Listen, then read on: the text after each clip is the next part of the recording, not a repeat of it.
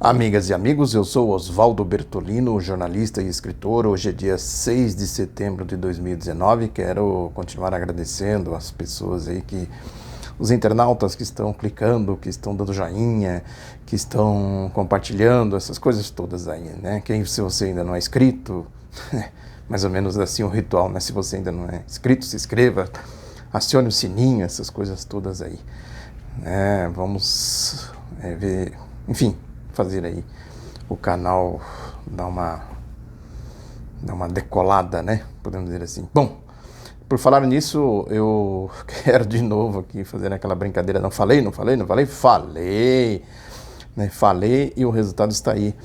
Tem uma entrevista do Guto Ferreira, que ele saiu da presidência, ele foi demitido pelo Bolsonaro, foi demitido da Agência Brasileira de Desenvolvimento Industrial. Ele deu uma entrevista no UOL e ele falou exatamente isso que eu tenho comentado aqui, né? Ele diz aqui, inclusive, o título da entrevista no UOL diz que Bolsonaro não conhece o combate à corrupção, né, nem controla governo e tal, e ele diz que existem 3 governos. Olha aí, o que eu tenho falado aqui, não é isso? O governo diz que tem o governo da Justiça, que é a facção do Sérgio Moro, tem o governo do Paulo Guedes, a facção aí do neoliberalismo, e tem a facção do Bolsonaro. Quer dizer, aí a guerra está estabelecida entre eles. Ele não fala com essas palavras que tem uma guerra, mas ele diz que tem 3 governos, né? 3 facções, na verdade. Ele foi demitido porque ele acusou, foi exonerado, diz aqui a matéria, que ele foi exonerado do cargo após afirmar em entrevista à revista Veja que o secretário lhe fez pedidos não republicanos. O secretário especial de produtividade, Guto Ferreira, ele acusou o secretário especial de produtividade, emprego e competitividade do Ministério da Economia, o tal do Carlos Costas. Parece que é uma história de uma passagem, ele queria fazer um tour, uma passeada lá, né? Não sei aonde aí, fora, deixa eu ver onde se diz aqui, Oriente Médio, né? Ele diz aqui, entre aspas, o problema passa a acontecer quando sou pressionado a manter um período do secretário em uma cidade do Oriente Médio, que eu não concordo, porque não existia agenda ou justificativa. Quando você tem uma viagem no serviço público, é preciso apresentar uma agenda. Se não é apresentada a agenda, não há como viajar. É exatamente a questão da corrupção. Aí ele tentou dar aqui deve ter outras coisas, não deve ser isso, né? Porque corrupção é o que mais tem aí nas facções, todas as 3. É gente da corrupção, né? A gente sabe disso, né? Gente aí que está atolada até o pescoço na lama, né? Do submundo, essas coisas todas aí que a gente conhece muito bem. Agora, é importante a gente ir distinguindo esse jogo, nessa guerra das 3 facções.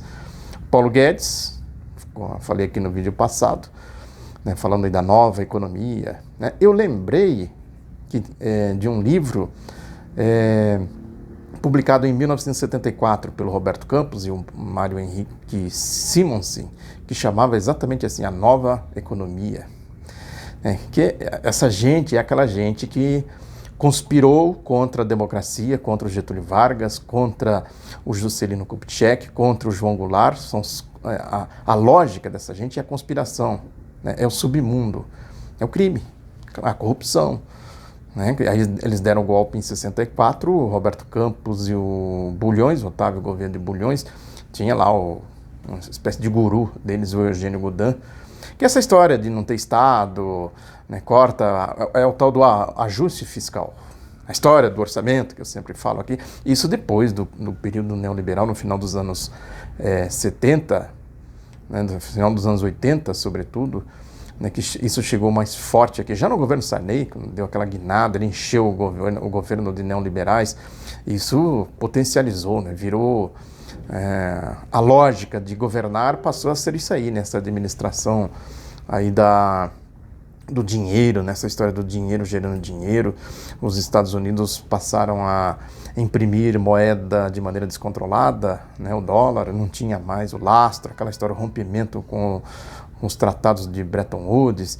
Aí saíram pintando dinheiro, jogando dinheiro no mundo, né? E aí precisava dar uma destinação para esse dinheiro. Aí que surge o projeto neoliberal, que surge essa história. Quer dizer, a lógica da administração do país deixa de ser o Estado e passa a ser, né, esses fundos de investimentos, bancos, a banca, né, como se diz, Wall Street, essas coisas todas. Quer dizer, o país não tem autonomia. O Guedes falou isso abertamente. E já falava lá no livro, a nova economia do Guedes é a nova economia do Roberto Campos e do Simons de 1974.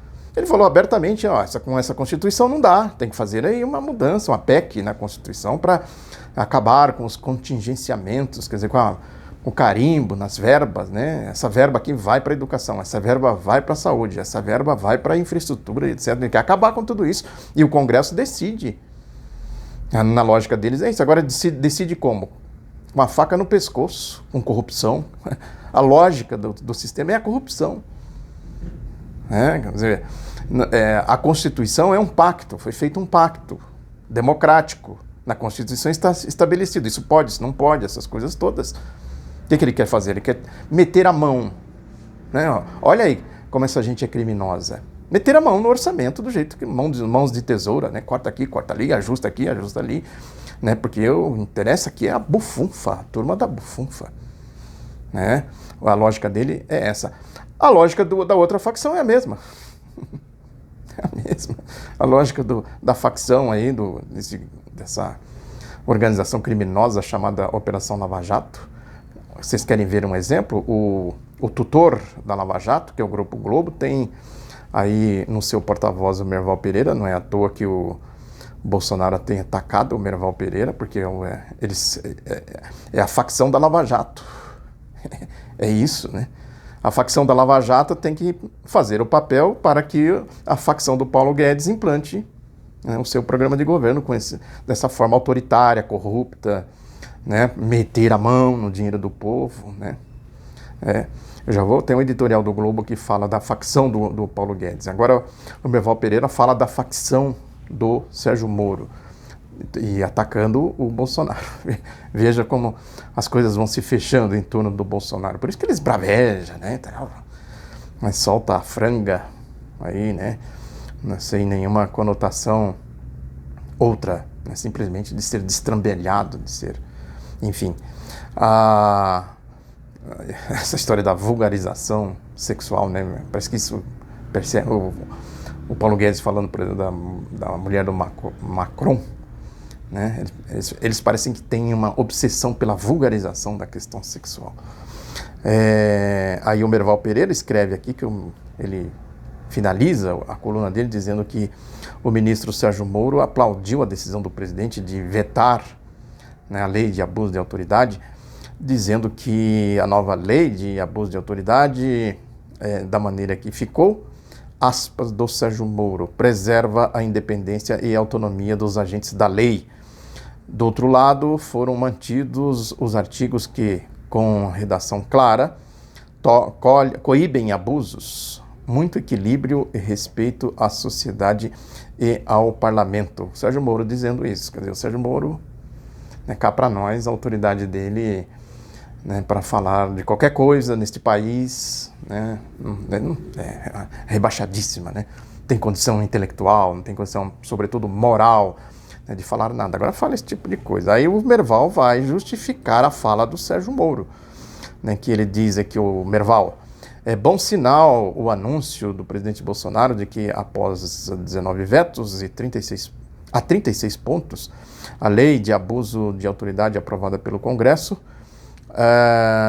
desta vez Bolsonaro agiu como raramente faz, pensando no país de maneira mais ampla, como presidente da República, pensando no país. É a história da pátria, né?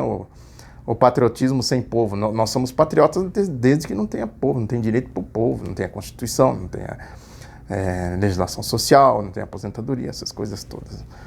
Né? Isso é evidente, cristalino na lógica dessa gente. Aí ele prossegue dizendo que, dentre os vetos, Bolsonaro rejeitou trechos que tratavam da restrição ao uso de algemas, o que pareceu ser consensual, prisões em desconformidade com a lei, que já está prevista no Código Penal, de constrangimento a presos e o que pune criminalmente quem desrespeitar prerrogativas de advogados. Tudo isso aqui é claro, né? Não tem margem para outra interpretação. É abuso de autoridade, claro. Por que eles querem fazer isso? Porque é facção, né? Eles não querem Constituição, não querem lei, né? Eles querem o poder ditatorial, autoritário nas mãos deles, né? Para fazer essas barbaridades que a gente viu aí, essas infâmias, essas indecências, os porões, né, da ditadura agora aí nas mãos da facção criminosa corrupta aí da Lava Jato. É para isso que eles querem. Prossegue ainda o Merval dizendo que há vetos também, há dispositivos sobre perda do cargo como punição, obtenção de provas de forma ilegal, indução à pessoa para praticar infração penal com o fim de capturá-la, iniciar investigação sem justa causa e negar ao interessado acesso aos autos de investigação. Também claríssimo, né? Tem dúvida que isso aqui é abuso de autoridade que tem que ser punido. Isso é crime. Quem faz isso aqui, como a Lava Jato fez, pratica crime. Faz, né? Continua fazendo. Aí o caso do garotinho, o casal garotinho, agora recente. Aí diz o Merval, todos esses pontos foram destacados pelo centrão, entre aspas, de Bolsonaro.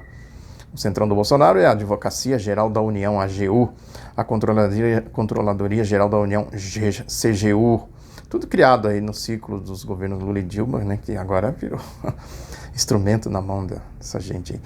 E o Ministério da Justiça e Segurança Pública. Especialmente os capítulos com definição muito ampla do que sejam ilegalidades ou crimes que colocariam em risco decisões e poderiam paralisar as investigações. Teriam, né? Como? Porque ele não explica, né? Aquela história dele, né? Uma figura ridícula, né? Mas parte do Congresso não está gostando e tem força e vontade para derrubar alguns vetos. Acredito que no final a lei ficará mais equilibrada do que a apresentada, mas o governo vai ter que negociar muito para preservar seus vetos. Negociar a gente sabe, né? O que eles estão negociando para preservar os vetos. Prossegue ainda dizendo que o Congresso também ficará em situação delicada, pois a percepção de que a nova lei limita o combate à corrupção trabalha a favor do ministro Moro, o mais bem avaliado do governo. Trabalha porque o Grupo Globo quer. Fica dia e noite, né, fazendo censura, omitindo, interditando o debate, né, impondo a tal da opinião pública. Eles impõem a opinião privada e dizem que é opinião pública. A criminalização que dominava o texto aprovado no Congresso constrange a capacidade de interpretar as leis e deixaria temerosos investigadores, juízes, promotores e procuradores com receio de retaliação. Por quê? Não tem dúvida que a lei é clara, né? Como diz aí, a regra é clara, né? Esse aqui, olha só, né? O linguajar, né, de facção, da bandidagem. Além do mais, praticamente todos os itens da lei do abuso de autoridade, aprovada agora na Câmara, já estão no Código Penal ou na lei de abuso de autoridade existente, mas não como crimes. Lógico. O que o Sérgio Moro fez, por exemplo, quando o maior crime que ele cometeu, né, depois de prender o Lula, né, que foi invadir a casa do Lula, vazar os áudios, as entrevistas, aquelas coisas todas. Ele sabia que era crime, sabia que estava praticando um crime. Agora o Código Penal dizia, não, isso é um crime, mas não é crime. Né, uma infraçãozinha aí qualquer. Então, a lei é exatamente para coibir essas atitudes criminosas, né, de gangster, atitude de gangster. O que ele fez é atitude de gangster. Aí prossegue Merval dizendo que o artigo 9º prevê como crime decretação de prisão em manifesta desconformidade com as hipóteses legais. Cristalino isso. Você vai prender uma pessoa, mas tem que ter embasamento legal. O que diz a lei? Né? Isso é uma cognição simples. Aí ele diz aqui que o parágrafo coloca que é crime também indeferir habeas corpus quando manifestamente cabível. Também cristalino, entre aspas, manifestamente cabível. Onde tem margem de dúvida para isso? O presidente Bolsonaro acatou a análise do Ministério da Justiça e Segurança Pública, que considerou que o artigo limita o exercício da função jurisdicional, pois não traz balizas para o que se poderá considerar desconformidade com as hipóteses legais. Como não tem balizas, tem os códigos, tem a Constituição, tem a lei. Mentira. Olha aí, fake news, como é que eles produzem fake news. A nova lei de abuso de autoridade ia na mesma direção do artigo 13, inciso 3, que diz que é crime constranger o preso ou o detento mediante violência, grave ameaça ou redução da sua capacidade de resistência a produzir provas contra si mesmo ou contra terceiros. Essa regra tem um objetivo claro: dificultar a utilização da delação premiada. É exatamente isso. Aquela história do Deltan Dallagnol, né? Vamos pôr ele de joelho, de tomar tudo dele e ameaçar ele por prisão por tempo indefinido. Aí a gente oferece a rendição. Isso é coisa de facção criminosa, né? Da máfia, não é isso? Também é óbvio. E a indústria da delação premiada, né? Sérgio Moro prende, deixa um ano. É um ano mínimo de prisão, aí oferece a delação premiada. Isso é coisa de bandido, né? Coisa de bandido.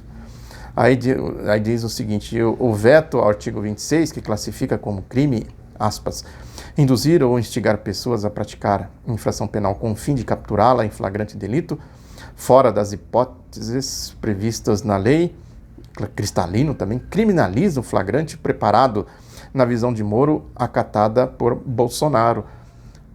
Mas é evidente, você induz a pessoa a praticar um crime e prende ela em flagrante. Isso também é coisa de facção, coisa de bandido, né? Regra das facções de bandidos. Aí prossegue ainda dizendo que o ministro também sugeriu o veto ao artigo 30, que prevê 4 anos de prisão para quem abrir uma investigação sem o devido fundamento.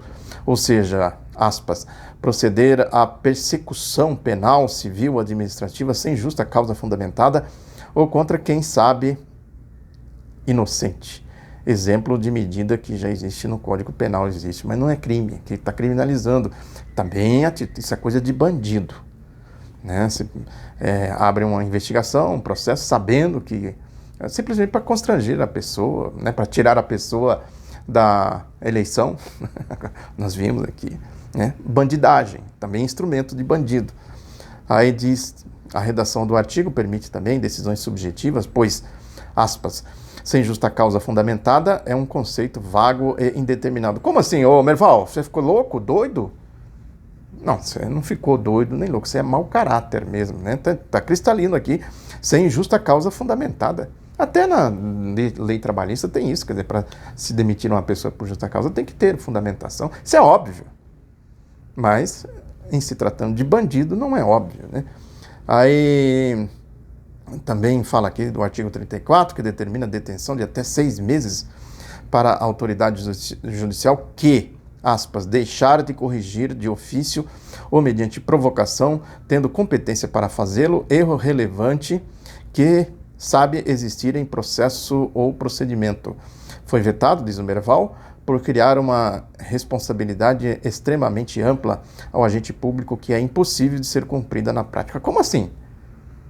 Se tem lá, né, o que diz aqui? Deixar de corrigir de ofício ou mediante provocação, tendo competência para fazer. Quer dizer, isso aí está errado. O advogado diz a defesa, está escrito aqui na lei. Então, mas deixa aí.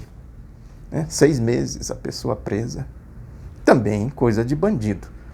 Agora vamos para a outra facção, a facção do Paulo Guedes, editorial do Globo, que diz aqui a história do teto dos gastos públicos, essas coisas todas, que o Bolsonaro falou que poderia rever. Tem uma pressão aí, né? Porque o caos social vem aí, claro.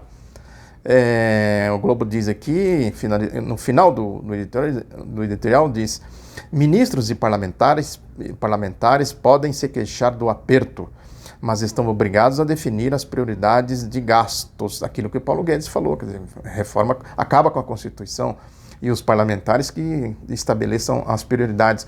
Quem tem dinheiro elege a turma do dinheiro. Isso é mais ou menos óbvio, né? Porque eles têm essa grita aí contra o financiamento público de campanha.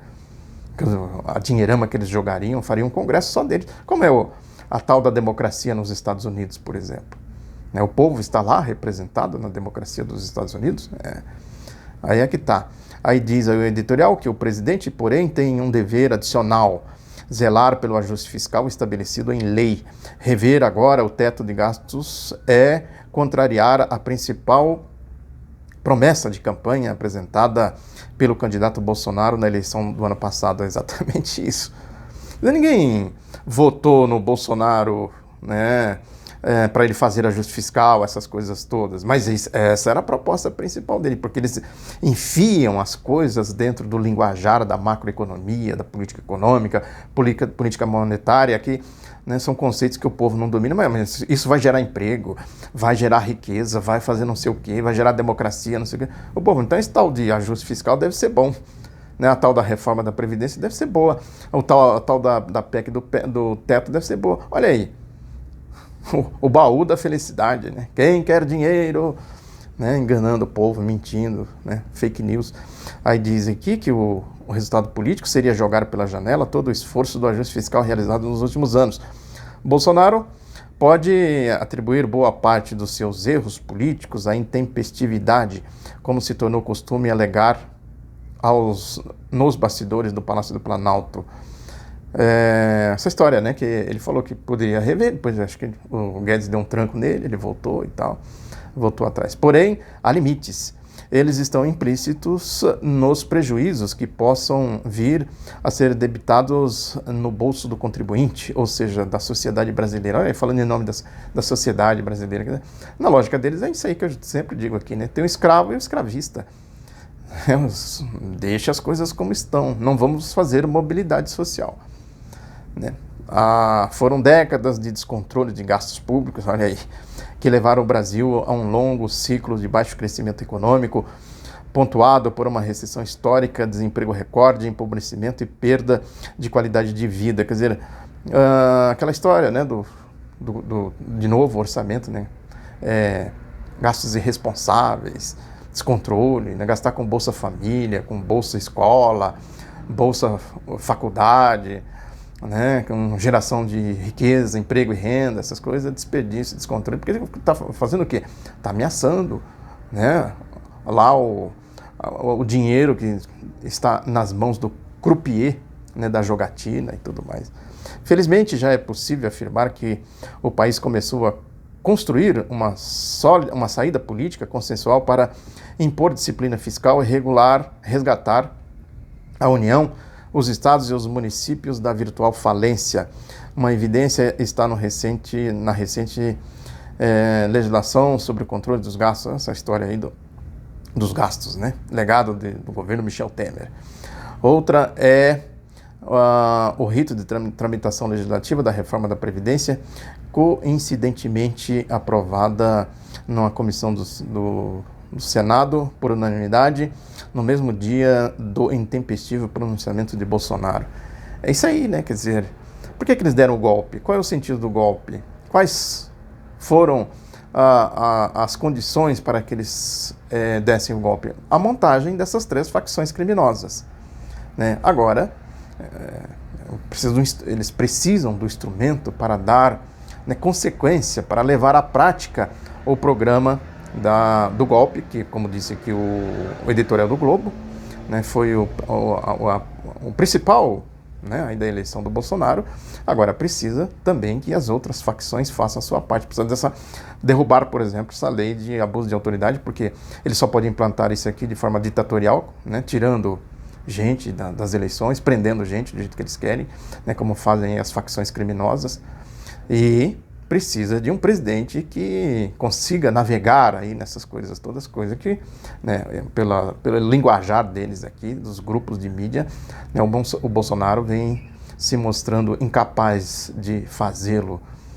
É isso aí, o resumo da ópera. A situação do país hoje, né, está explícita nestes comportamentos. Muito obrigado pela atenção, divulgue os lados da notícia, clique, compartilhe, né, se inscreva se você não é inscrito. Um abraço, até a próxima.